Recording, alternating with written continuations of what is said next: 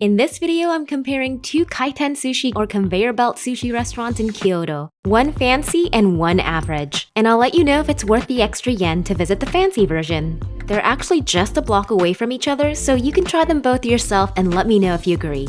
The first restaurant is Kaiten Sushi Ginza Onodera. This is from the same restaurant group that's responsible for Sushi Ginza Onodera in Tokyo and Los Angeles, both of which I can't afford, so this is the perfect alternative. I'm inside now. Got my number and waiting. And already the decor is a clear indicator that this isn't your average kaiten sushi place. Unlike other kaiten sushi restaurants, they only had bar seating. Their layout also made the darker space feel more intimate, especially since the center divider was built so high. I started off with making myself a green tea. I absolutely love having self-service water dispensers with green tea powder right at your table. Add 1 spoon. You can tell this place is very foreigner-friendly with their English instructions and easy-to-navigate iPad menu interface.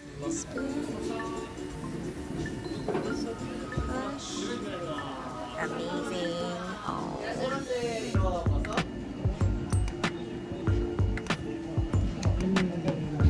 All right. Let's go ahead and order. I went through the entire menu to see what they had available and took note of what I should order. I couldn't order to my heart's content since I had to save room for the next restaurant, plus the prices here were definitely higher than cheaper kaiten chains. By the way, everything was made to order and it's been that way for most kaiten sushi restaurants due to COVID initially, but then not too long ago there were several instances of young pranksters that kept licking and touching plates of sushi that were on the conveyor belt. So part of the fun of just grabbing any plate of sushi off the conveyor belt was gone at the time of filming, but at least everything was fresh. I began with ordering some sake. I usually opt for cheap hot sake back in the States because the heat masks harsh, unpleasant notes in cheaper sakes. But even the good sakes here are pretty affordable, and I decided to go with the recommended sake. And of course, I had to try their uni, my favorite. I got a combo of their green or bafun uni and purple or murasaki uni. I also got my other favorite, ikura. The sake arrived and they filled it to the brim like all good sake pours should.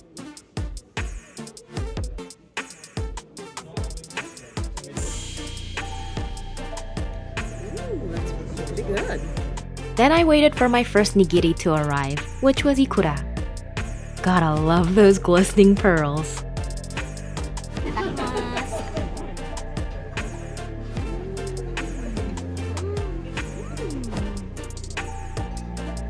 A very good start to dinner, and oh my gosh, my mouth is watering just editing this footage. I definitely had to try their otoro, but it was still pricier than I expected. But even without the favorable exchange rate, it would still be cheaper here than in the US. I loved being able to customize the amount of rice and wasabi, especially since I had to save some room for more sushi at the other restaurant. Still waiting for my uni.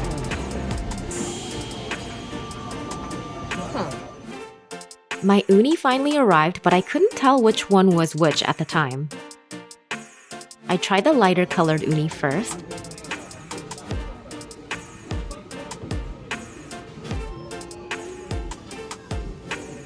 It was great initially, but then the aftertaste was a bit odd. That's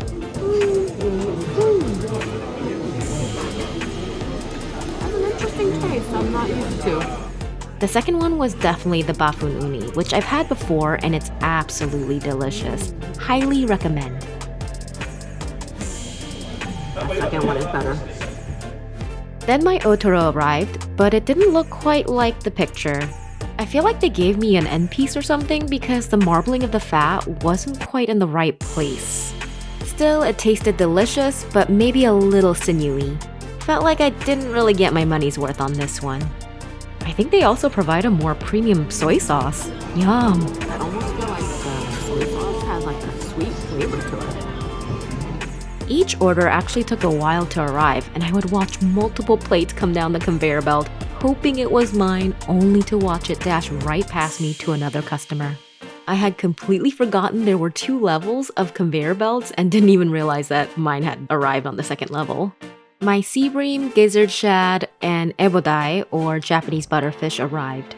Gizzard shad is definitely not for novice sushi eaters, and it's very fishy, more than mackerel. I feel like I had it once in the States and it was a bit less fishy. Pretty fishy.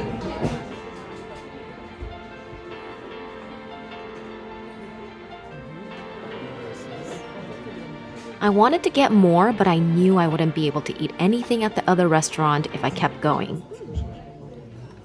Okay, I think I'm done grabbing my clip and heading to the counter. It ended up being 5,200 yen. I'll share my overall thoughts at the very end, but let's get to our next restaurant, which by the way is cash only. This one is a local favorite called Mori Mori Sushi, which is more like an average kaiten sushi restaurant, but still not the cheapest chain. I arrived, put my name down on the iPad waitlist, and walked around. They're located on the 8th floor of a shopping mall along with other restaurants. I spotted this grilled unagi place and wished I could eat it too, but there's never enough time when you're traveling to eat everything you want. Though I did end up eating some grilled unagi at Haneda Airport Garden on the way home. You can watch that in my Kyoto vlog part 2, link in the description. Oh man, it looks really good. By around 7:40 p.m., the waitlist was at capacity even though they close at 10 p.m. I had made it just in time. Phew! After sitting down, I perused their iPad menu. At first, I couldn't figure out how to pull up the English menu because their interface was a bit more confusing, but still managed to order a couple of things before seeing the English menu button. Like the other restaurant, there wasn't anything on their conveyor belts aside from photos and packets of wasabi. The ambiance of this place felt more like a cafeteria after leaving the fancier, cozier decor of the previous restaurant. But I also like the casual vibe of this place, and I could imagine stopping here often after work or for a quick lunch if I lived in Kyoto. I just got my 3 set with the ebi, uni, ikura, and otoro, or at least chutoro.